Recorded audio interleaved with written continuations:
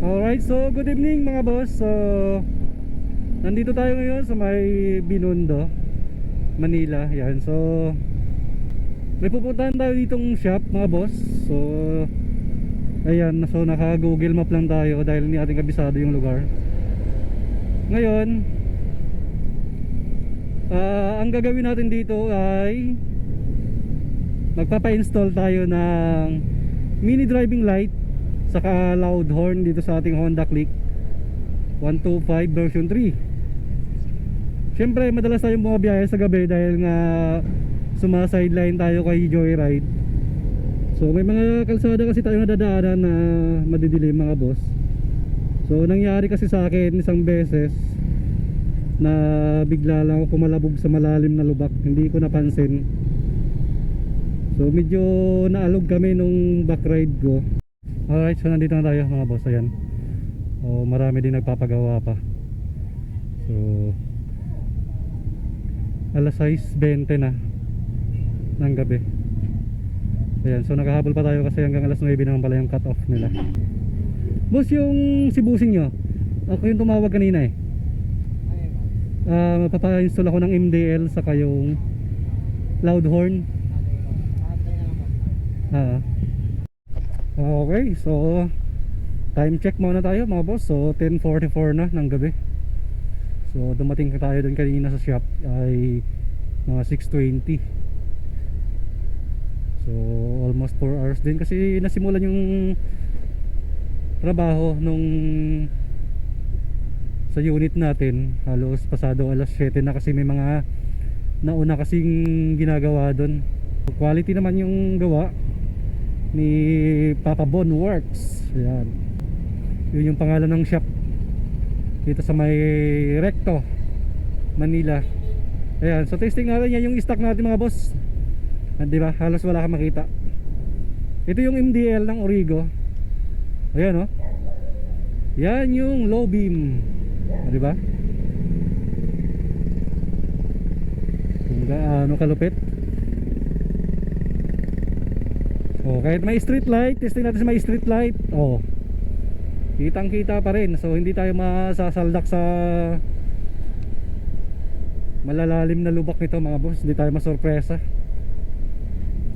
Kasi ang nangyari sa atin, ilang beses tayo na bulaga sa malalalim na lubak dahil may mga kalsada na medyo madilim, lalo kung asfaltado yung daan. So hindi mo masyado makita yung lubak, yung malalalim na lubak. Kita mo naman yung stock wala, parang wala halos. Yun lang, umaambo na. Huwag ka munang umulan men, pauwi pa lang ako.